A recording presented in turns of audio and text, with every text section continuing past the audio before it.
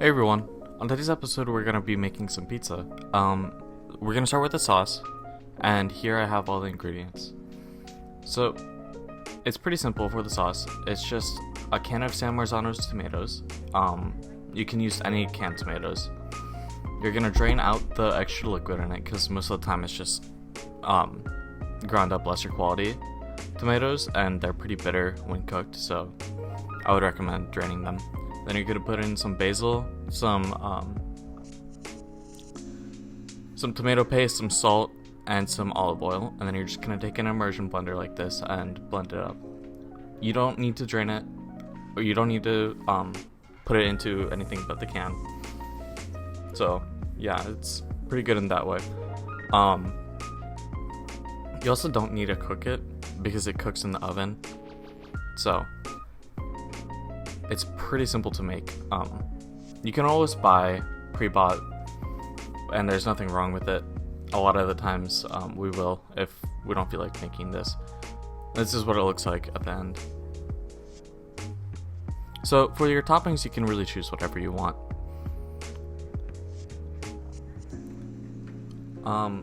So to make the dough, you're gonna put in 700 grams of flour, 5 grams of yeast, and you're gonna bloom the yeast in that water. Once it's bloomed, it'll look foamy like this. If it's not like this, but you know that the yeast is fine, you don't have to wait that long. Like here, I didn't really wait that long. Then you're gonna put in your salt. I put in 10 grams, and then you put in a kilogram of flour just slowly. So it's 1,000 grams. And so this is what's called a 70% hydration dough, because you're taking 70% of the total weight in flour and adding that much in water. So since I have a kilogram of flour, and this is double Otivo, you can also use all-purpose if you want. You're gonna take that and multiply it by 0.7, and then that is going to be the weight of water.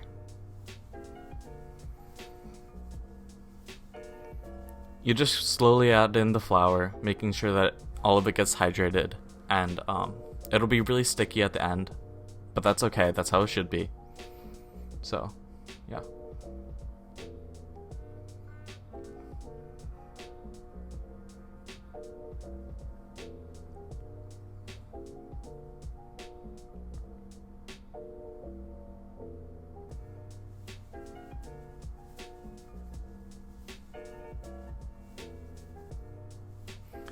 So here, I know it's kind of sped up, but what you're going to do is something called a slap and fold.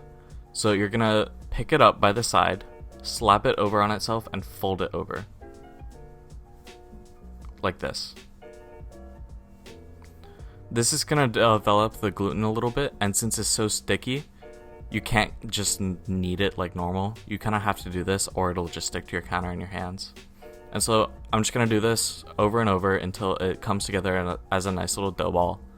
And as you keep working it, it'll get less sticky and less sticky.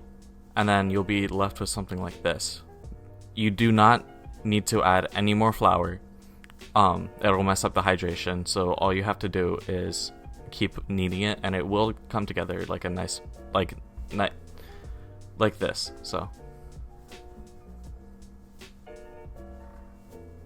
So then you're just going to cover it with a damp towel and then leave it overnight. So I did this at night, so then I would just, then I left it overnight. And you want to wait until it's risen in size, like this, and then you are going to punch it down and then do more slap and folds. Just like this. And then you're just going to put it back and cover it again.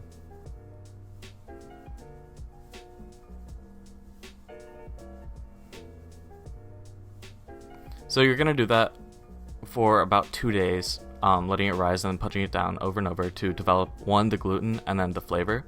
Because as it ferments, the yeast changes the flavor and converts some of the flour into alcohol and You're not gonna taste actual alcohol in the end because it burns off, but it leaves a really nice flavor within the dough. So next, you're gonna take your dough, weigh it out, and then you're gonna divide that weight by 6, and then that's gonna be the weight per pizza. So you're just gonna divide it and then put it into a proofing basket or any covered device or covered thing. So yeah.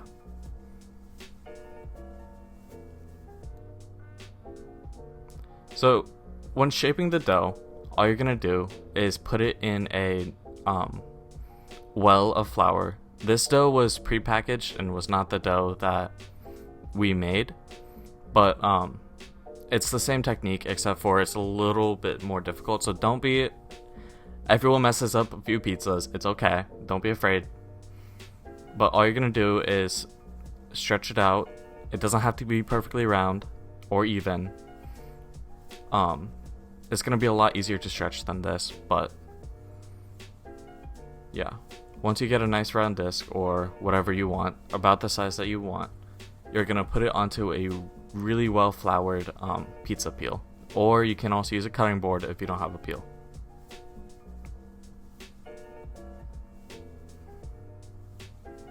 So next you're gonna put on as much sauce as you want, and you can top this however you want. Just remember that the dough will stick to the peel or your cutting board if you wait too long, so just make sure to move a little bit fast. So this one I'm just putting some cheese, some sauce, some fresh mozzarella, and yeah. I'm also putting some onions and some pepperoni. I also put a little bit of whole leaf oregano, and then some basil, and a little bit of olive oil and Parmesan cheese. You can really put whatever you like on it. There's no guide to the perfect pizza. It's really your own preference. So you're gonna put it in the oven. You can use a normal oven, or if you have a pizza oven, you can put it in there. You're gonna heat it up till it's about on a normal oven you want it as hot as you can possibly get it, or in a wood oven like this you're gonna want it about 600 to 700 degrees. If you are doing the homemade dough, you can go hotter and it won't burn, but it will cook a lot quicker. And then you're gonna just turn it around every so often. These pizzas really don't take long to cook, so you don't have to worry about cooking time.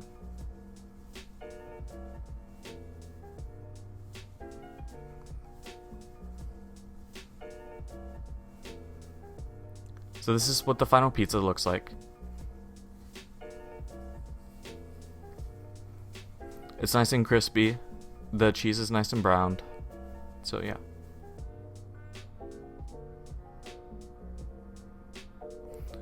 So if you don't have a pizza oven, you can always just use a normal oven with a stone or a baking tray. Or you can do what I'm doing here and making a pizza bagel. These are a great snack, and you can just use the same toppings as you would for a normal pizza. Just take a bagel, slice it in half, and you can put your sauce on, you can put your cheese on, you can put whatever topping you want. And then you're just gonna put it in your toaster oven or a oven and cook it until it's done. You know it's done when it's toasted all around and the cheese is melted and a little bit browned.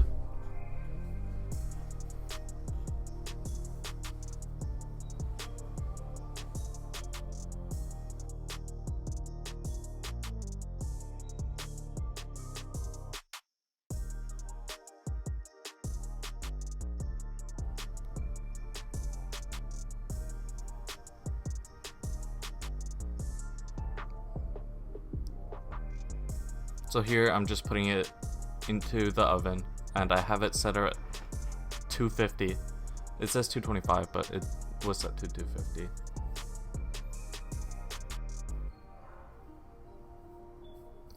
or 450. Sorry. This is what it looked like at the end. We had these as a appetizer and they were delicious. So I hope you enjoyed this episode and we'll see you in the next one. Bye.